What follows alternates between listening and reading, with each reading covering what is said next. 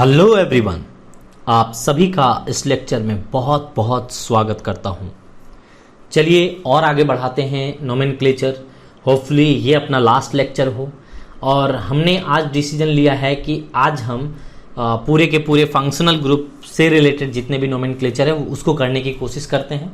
तो चलिए बिना समय गंवाएं चीज़ों को स्टार्ट किया जाए और जल्दी से इसको समअप किया जाए। सारे फंक्शनल ग्रुप जितने भी हम अपने सिलेबस में हैं जो पूछे जाते हैं अक्सर, उसको लेते हुए तो चलिए सबसे पहले मैं इसकी नोमेनक्लेचर करने की कोशिश करता हूं। क्वेश्चन नंबर 1 की मान लीजिए आपको इस तरीके से दिया हुआ है। मैं सिर्फ कार्बोक्सिलिक एसिड सब में अभी लिया हूं और कार्बोक्सिलिक एसिड को इंप्लीमेंट करके बताता हूं, फिर मैं मिक्स क्वेश्चन करा दूंगा। ठीक है, तो आप देखिए, चूंकि यहाँ पे दो चीजें समझनी पड़ेंगी आपको। मैंने कहा था एक बार कि ये टेबल आपको याद करना पड़ेगा। तो आइए, अब आपको अगर याद हो तो मैंने आपको कहा था कि ये सारे के सारे फंक्शनल ग्रुप आपको याद होने चाहिए। अब इनकी जरूरत पड़ने वाली है।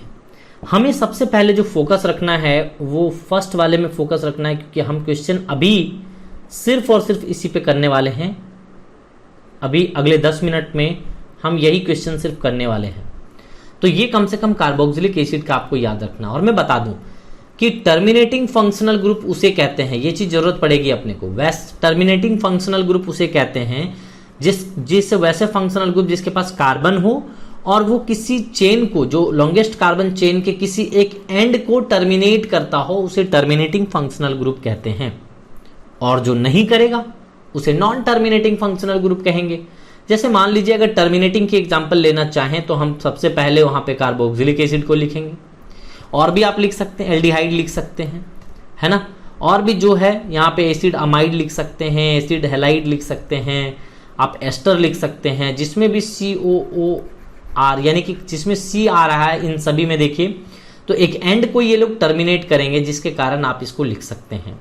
बट यहाँ पे कीटोन में C तो है फंक्शनल ग्रुप पे, बट ये कभी भी टर्मिनेटिंग फंक्शनल ग्रुप के तरह वर्क में नहीं आता, क्योंकि दोनों साइड R लगे हैं, यानी कि कार्बन चेन है और ये भी कार्बन चेन है। तो कभी भी ये वाला कार्बन टर्मिनेट नहीं करेगा, किसी एक एंड को टर्मिनेट नहीं कर पाता है, जिसके कारण कीटोन जो है वो नॉन टर्मिनेटिंग में काउंट आता है। नॉन टर्मिनेटिंग, तो ये टर्मिनेटिंग नॉन टर्मिनेटिंग जरूर दिमाग में रहे।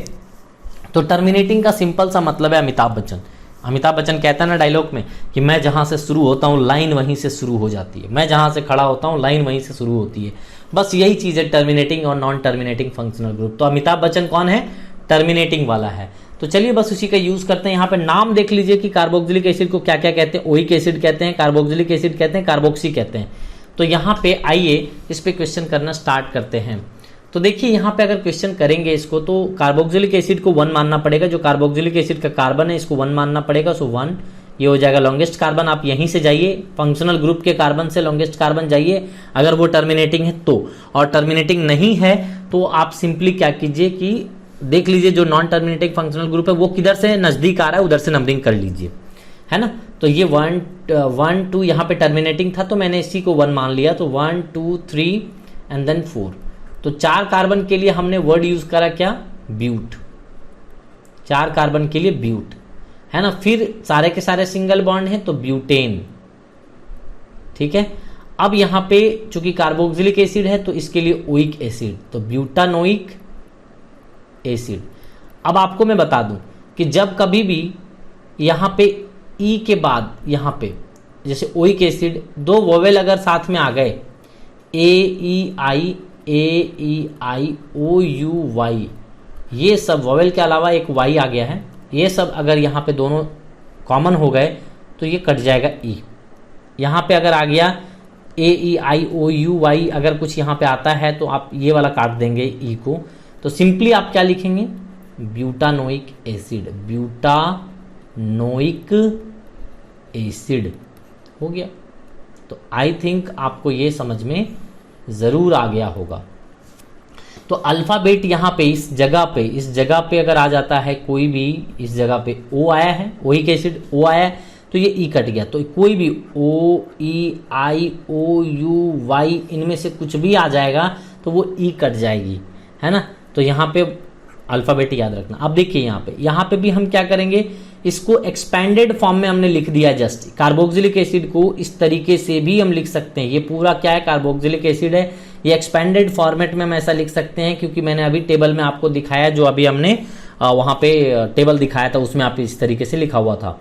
इसको 1 मानिए, ये 2 मान लीजिए, इसको 3 मानिए, ये 4 मानिए, 5 एंड 6, ये सभी आपके सब्स्टिट्यूएंट हैं, इनको सब्स्टिट्यूएंट लिखिए।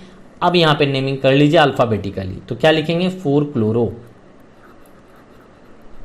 क्लोरो, देन 5 फ्लोरो,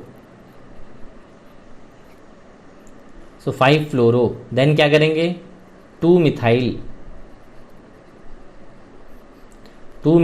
देन उसके बाद क्या लिखोगे 6 कार्बन है तो हेक्सेन, 6 कार्बन को हेक्सेन, और फिर यहां पे ऐड कर दोगे ओइक एसिड, तो ये ई कट जाएगा तो क्या हो जाएगा हेक्सानोइक एसिड। सो 4 क्लोरो 5 फ्लोरो 2 मिथाइल हेक्सानोइक एसिड। तो बेटा इस तरीके से आप लिख सकते हैं, कोई दिक्कत नहीं आनी चाहिए आपको। नेक्स्ट यहां पे देखिए नंबरिंग अगेन यहां से होगा 1 2 3 4 5। अब देखिए कैसे लिखेंगे, यहाँ डबल बॉन्ड भी, अलर्ट रहना भैया, जहां ANE लगा देते थे अब वहां पे ENE आएगा। तो यहाँ पे क्या लिखोगे फिर से 5 कार्बन, और पहले प्रीफिक्स की नेमिंग कर लो, तो ये वाला प्रीफिक्सेस है, नेमिंग कर लो अल्फाबेटिकली। तो पहले लिखना पड़ेगा अपने को 2 ब्रोमो, देन लिखना पड़ेगा 3 इथाइल, देन 4 नाइट्रो, है ना। उसके बाद आप 5 कार्बन के लिए लिख दोगे पेंट, है ना, तो पेंटानोइक एसिड लिख दो, तो पेंटेन, तो ENE नहीं लगाना है। तो पेंट करने के बाद यहां पे आप देख लो कि डबल बॉन्ड कहां पे है, क्या कि सिंगल बॉन्ड तो सारे हैं नहीं, अब डबल बॉन्ड आ गया। तो पेंट कितने नंबर पे डबल बॉन्ड है, 3 नंबर पे, तो पेंट 3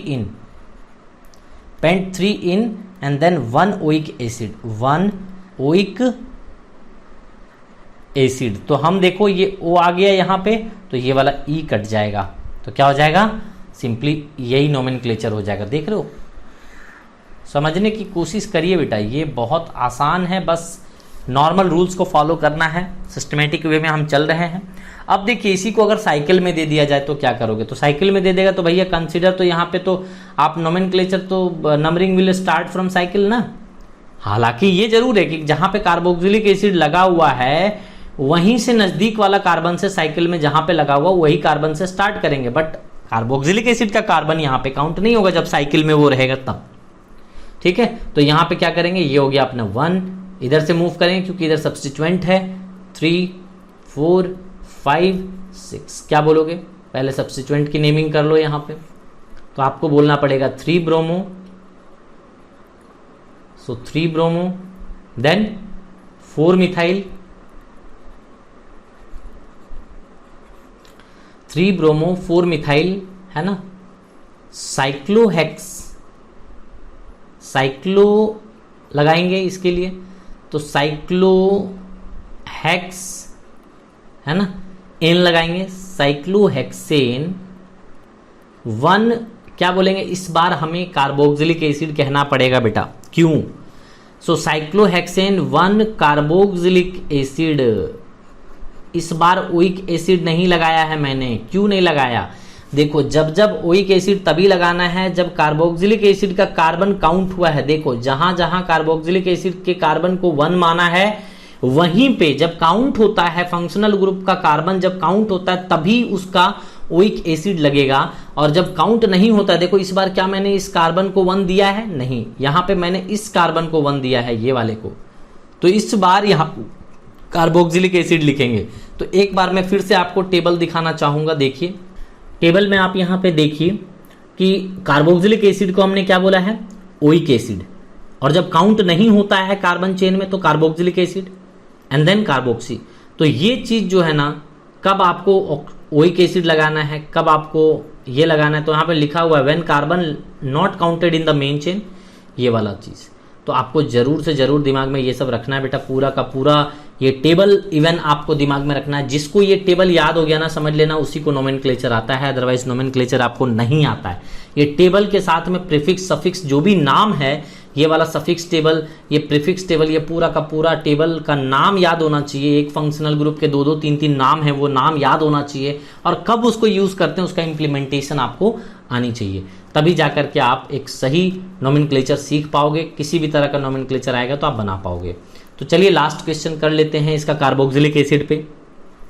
तो यहाँ पे आपने देखा कि कार्बोक्सिलिक एसिड पे लास्ट क्वेश्चन में यहाँ पे मैं क्या करूंगा, ये कार्बोक्सिलिक एसिड है बेटा, इसको पहचानने आना चाहिए। देखो C डबल बॉन्ड O हो गया, उसके बाद यहाँ पे OH, तो COOH हो गया, कार्बोक्सिलिक एसिड हो गया ना। इसी को यहीं पे ये कार्बन 1 माना जाएगा यहाँ पे, क्योंकि आपको पहचानना है बस। ये कार्बोक्सिलिक एसिड का कार्बन है, इसको 1 मानिए, फिर 2 मानिए, ये 3 मानिए, ये 4 मानिए, ये 5, ये 6 हो गया, खत्म। चलिए सब्स्टिट्यूएंट की नेमिंग करिए, तो कुछ नहीं है, एक ही सब्स्टिट्यूएंट है। यहाँ लिखेंगे 3 फ्लोरो, देन वर्ड रूट हेक्स, है ना, देन हेक्स 4 आइन एंड देन 1 ओइक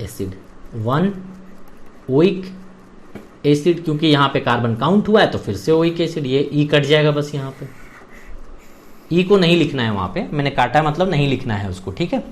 तो ये कार्बोक्सिलिक एसिड पे मैंने ढेर सारे एप्लीकेशन करा दिए। अब चलिए कुछ मिक्स फंक्शनल ग्रुप ले आते हैं, सारे फंक्शनल ग्रुप को इंट्रोड्यूस करते हैं, और मैं जब तक क्वेश्चन को लिखूंगा तब तक आप बनाने की कोशिश करिए, और जब मैं लिखना मेरा हो जाएगा तब मैं बनाऊंगा, ठीक है। आपको मैं क्वेश्चन दे देता हूं, आप इसको बनाने की कोशिश करिए, और इजी क्वेश्चन दूंगा। अब मैं टर्मिनेटिंग, नॉन टर्मिनेटिंग सारे फंक्शनल ग्रुप को एसोसिएट करने की कोशिश करता हूं यहाँ पे, ठीक है।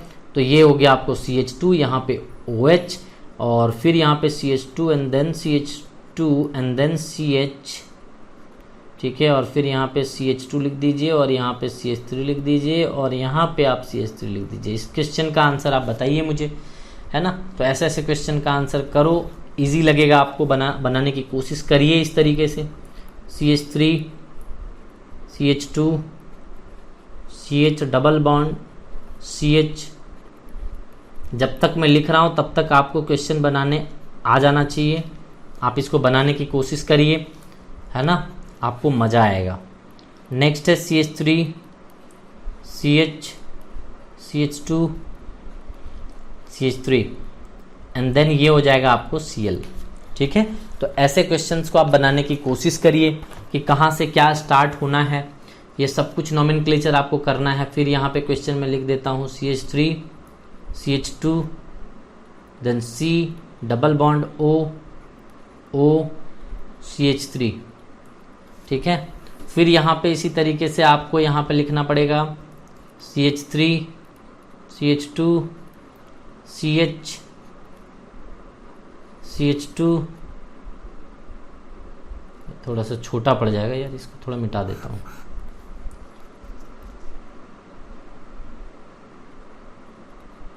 CH3 CH2 CH2 CHO, यहाँ चले जाओ CH3 Cl। ऐसे ऐसे क्वेश्चंस आप बनाइए, है ना। एक लास्ट क्वेश्चन में दे देता हूँ CH3 CH2 C double bond O and then CH3 NO2। आपको इससे ज़्यादा क्वेश्चन नहीं कराऊंगा, और इतने क्वेश्चन करने के बाद आपको इनफ आइडिया मिल जाएगा कि किसी भी तरह के क्वेश्चंस आपके पास आ जाता है तो आपको जरूर, आप मतलब बना लोगे, उसको टेंशन बिल्कुल ही नहीं होगी आपको, ठीक है।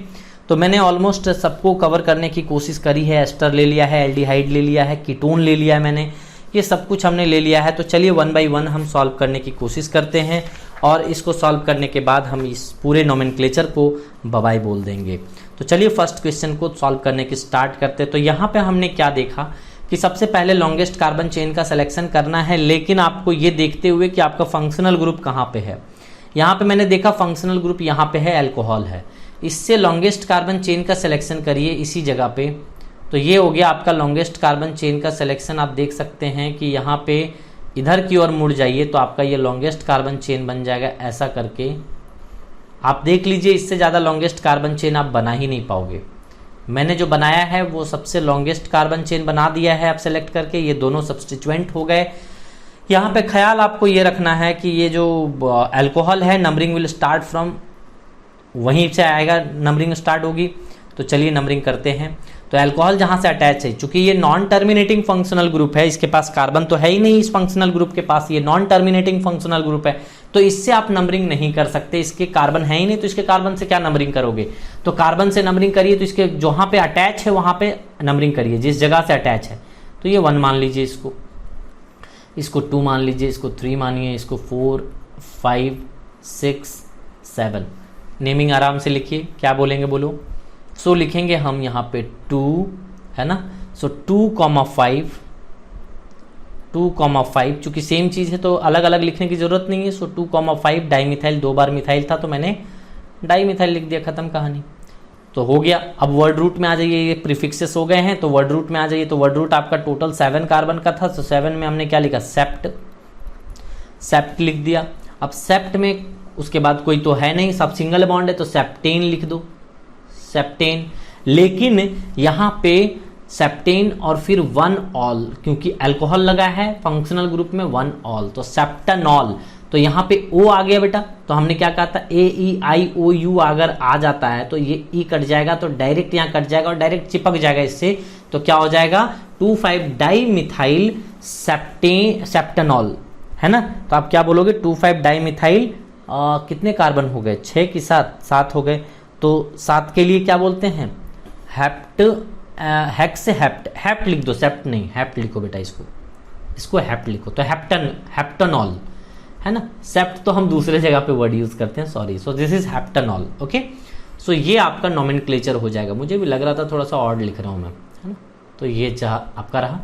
सेकंड क्वेश्चन की बात कर लेते हैं। ये कार्बोक्सिलिक एसिड, अभी मैंने ढेर सारे क्वेश्चंस करे हैं, तो इसको 1 मानना है आपको, ये 2 मानना है, ये 3 मानना है, ये 4 मानना है, ये 5 मानना है। तो आप देख लो, सिंपल ये कार्बोक्सिलिक एसिड हो गया। तो यहाँ पे क्या बोलूंगा, 5 कार्बन के लिए कोई सब्स्टिट्यूएंट है ही नहीं, तो डायरेक्ट हम 5 कार्बन के लिए लिखेंगे पेंट, ठीक है। उसके बाद 2 नंबर पे है इन डबल बॉन्ड, तो ENE, एंड देन क्या लिखूंगा बोलो, 1 ओइक एसिड। लेकिन मैं क्या करूंगा, यहाँ पे ई को काट दूंगा, क्योंकि यहाँ पे क्या है, ओ है, तो ये कट गया। तो यहाँ पे क्या हो जाएगा, ये काट देना है, मतलब मैं आपको दिखाने के लिए लिख दे रहा हूं, लेकिन कट जाएगा वो, है ना। तो इन सिर्फ EN होगा वहां पे। नेक्स्ट यहाँ पे बात कर लेते हैं। तो ये वाला क्वेश्चन में आपको तो बड़ा आसान है, नॉर्मल है। तो यहाँ पे लॉन्गेस्ट कार्बन चेन की सिलेक्शन करिए, और ये सब्स्टिट्यूएंट एक है, तो लिख दीजिए, क्या लिखेंगे, numbering will start from left side. सो 1 2 3 4। तो क्या लिखेंगे, 2 क्लोरो क्या बोलोगे, ब्यूटेन, 4 कार्बन है, तो 2 क्लोरो ब्यूटेन हो गया। नेक्स्ट इसकी बात कर लेते हैं, आइए। तो यहाँ पे एक एस्टर है, एक्चुअल में इसको हम एस्टर कहते हैं, COOR। तो ये फंक्शनल ग्रुप क्या कहलाता है, एस्टर, है ना। ये वाला, इसका ये वाला पार्ट है बेटा, देखो ये COOR, और यहाँ पे भी R रहता है, तो इस वाले फंक्शनल ग्रुप को आप क्या कहते हो, एस्टर कहते हो। तो वही एस्टर है। तो एस्टर का सबसे पहले नेमिंग जो होता है ना, वो अल्काइल अल्कानोइट नेमिंग होती है, यानी कि इधर वाला जो R है ना, ये वाला R पहले लिखा जाता है। सो अल्काइल पहले लिखा जाएगा, अल्काइल इसके लिए, इस R के लिए अल्काइल, तो जो भी है methyl, ethyl, propyl, butyl, pentyl, इस R के जगह पे जो भी रहेगा उसको लिख देंगे अल्काइल। एंड देन इसके साथ में यहाँ पे 1 2 3 जो भी आएगा कार्बन चेन इसके साथ में, वो अल्कानोएट। तो अल्काइल अल्कानोएट,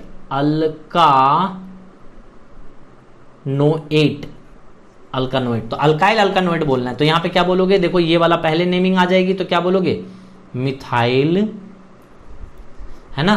फिर यहां देख लो 1 2 3, तो क्या लिखोगे, मिथाइल प्रोपानोएट, 3 कार्बन हो गया ना, तो प्रोपानोएट। तो हमेशा एस्टर की नेमिंग ऐसे ही होगी, तो मैंने बता दिया एस्टर की नेमिंग इसी तरीके से कर लोगे आप। चलिए एक और देख लेते हैं। यहाँ पे ये चूंकि टर्मिनेटिंग फंक्शनल ग्रुप है, यहीं से नंबरिंग होगी, 1 2 3 4 5। सॉरी, मैं उधर जाऊं क्या, उधर जाऊंगा तो मुझे सब्स्टिट्यूएंट सिर्फ इतना ही मिलेगा, तो मुझे नीचे की ओर आना चाहिए, ज़्यादा बेहतर होगा। अगर नीचे की ओर जाएंगे तो मुझे ज़्यादा सब्स्टिट्यूएंट मिलेगा, तो मुझे इधर नहीं जाना चाहिए, मुझे नीचे की तरफ जाना चाहिए नंबरिंग करते हुए। तो मुझे 5 और 6 इधर बोलना चाहिए, ताकि मुझे सब्स्टिट्यूएंट क्लोरीन भी मिल जाए और ये भी सब्स्टिट्यूएंट बन जाए, है ना। तो बड़ा आसान हो जाए हमारा काम। तो क्या बोलोगे इसकी नेमिंग बताओ, 5 क्लोरो है ना, 5 नंबर पे क्या है, क्लोरो है, तो मैं लिखूंगा 5 क्लोरो एंड कितने नंबर पे इथाइल है बेटा, 4 नंबर पे, सो 4 इथाइल, देन हेक्सानल, हेक्सेन है ना, आप सिंपली हेक्सेन लिख दीजिए, 1 अल लिख दीजिए। तो आप देखिए अल एल्डिहाइड का सफिक्स लगता है, तो आप देख लो वो टेबल में देख लो, मैंने टेबल जो लिखवाया है, तो 1 अल, ए आ गया, फिर से ई कट जाएगा तो हेक्सानल हो जाएगा सिंपली। तो ये वाला नोमेनक्लेचर आ जाएगा इसके लिए। लास्ट नोमेनक्लेचर फॉर मतलब लास्ट नोमेनक्लेचर क्वेश्चन है ये, ठीक है। इसके बाद हम नोमेनक्लेचर को नहीं पढ़ेंगे, देन आइसोमेरिज्म स्टार्ट करेंगे हम। तो आइए अब इस लेक्चर को देखने की कोशिश करते हैं, मतलब ये वाला लास्ट प्रॉब्लम को देखने की कोशिश करते हैं। तो मुझे यहाँ पे एक आध प्रॉब्लम मिटाना पड़ेगा, तभी जाके मैं इसका आंसर लिख पाऊंगा। तो मैंने क्या किया कि इसको मिटा दिया। चलिए अब इसकी नेमिंग करनी है मुझे। तो ये कीटोन है बेटा, कीटोन है, तो कीटोन को देख लीजिए किधर से नंबरिंग किया जाए तो ज़्यादा बेस्ट होगा। आप देखिए तो दोनों साइड से कीटोन कितने में आ रहा है, तो आप देखेंगे left to right, top to bottom करके देखेंगे तो यहाँ पे सब्स्टिट्यूएंट किधर से आ रहा है, पहले कीटोन तो दोनों तरफ से 3-3 नंबर पे आ रहा है, ये CH3। अब देखिए यहाँ पे भी देखेंगे तो ये 1 2 3 और उधर से भी 1 2 3, तो तीसरे नंबर पे कीटोन, बट यहाँ पे सब्स्टिट्यूएंट आ रहा था जिसके कारण हमने राइट साइड से नंबरिंग करना स्टार्ट करा, 1 2 3 है ना, 1 2 3 एंड देन 4 एंड 5। तो ये बेटा कीटोन है। कीटोन कैसा होता है, ऐसा होता है, C डबल बॉन्ड O और दोनों साइड R लगा हुआ रहता है, तो इसको कीटोन कहते हैं। आप जाके अच्छे तरीके से फंक्शनल ग्रुप का जो वो टेबल मैंने दिया है ना, वो टेबल को अच्छे तरीके से रीड करिए, पढ़िए, समझिए, कोशिश करिए उसको, क्योंकि वही टेबल माई बाप है पूरे नोमेनक्लेचर का। वो अगर याद है तो समझिए आपका काम बड़े आसानी से हो जाएगा नोमेनक्लेचर का। और उस पर ज़्यादा मेहनत करिए, उसमें 1 घंटा देना पड़े तो दीजिए, लेकिन उसको समझने की कोशिश करिए कि कौन सा नेम कैसे यूज हो रहा है, वो वही मेन है, उसके अलावा और कुछ है ही नहीं नोमेनक्लेचर में। बेसिक है, फिर रूल, वही सबसे मेन चीज़ है। तो चलिए अब हम लिखते हैं यहाँ पे क्या, 2 नाइट्रो है ना, क्या लिखेंगे, 2 नाइट्रो, देन 5 कार्बन हो गए लॉन्गेस्ट अपना, तो पेंट, और चूंकि सारे सिंगल बॉन्ड से हैं तो पेंटेन, 3 ओन। बोलो ई कटेगा या नहीं, कट जाएगा बिल्कुल। क्यों कट जाएगा सर, क्योंकि यहां पे O आ गया, ठीक है। तो होपफुली आपको पूरा का पूरा नोमेनक्लेचर समझ में आ गया होगा। जितना भी नोमेनक्लेचर मैंने बनाया अपना, मैंने बेस्ट दिया है ना, मैंने अपने तरफ से पूरी तरीके से बेस्ट दिया है। अब आपकी मेहनत, जितना मेहनत करोगे उतनी सीख पाओगे। और जितना 10th के लेवल पे मुझे बताना चाहिए था, मैं 10th लेवल पे बता चुका हूं। और आपको अगर लगता है कि आपको बहुत एडवांस सीखना है तो आप मेरे 11th क्लास के लेक्चर को देखिए। आपको जो भी टॉप मोस्ट लेवल का जो होता है वो आपको वहां पे देखने को मिलेगा नोमेनक्लेचर, ठीक है। और अगर आपको ये नहीं समझ में आया है तो प्लीज लेक्चर को दोबारा देखिए, और फिर भी नहीं समझ में आया है तो कमेंट बॉक्स में कमेंट करके मुझे बताने की कोशिश करिए, ठीक है। सो दैट मैं आपको किसी भी तरीके से प्रॉब्लम, आपके जो भी प्रॉब्लम आ रहे हैं वो उसको रेक्टिफाई कर सकें। तो चलिए इस लेक्चर में इतना ही रखते हैं, मिलते हैं अगले लेक्चर में आइसोमेरिज्म के साथ में, एक नए टॉपिक के साथ में। चैप्टर तो अपना कार्बन एंड इट्स कंपाउंड ही चल रहा है, बट एक नए टॉपिक के साथ में मिलेंगे, दैट इज आइसोमेरिज्म। और आइसोमेरिज्म को डिटेल में पढ़ेंगे। सो इस लेक्चर में अब इतना ही रखते हैं, मिलते हैं अगले लेक्चर में, तब तक के लिए धन्यवाद।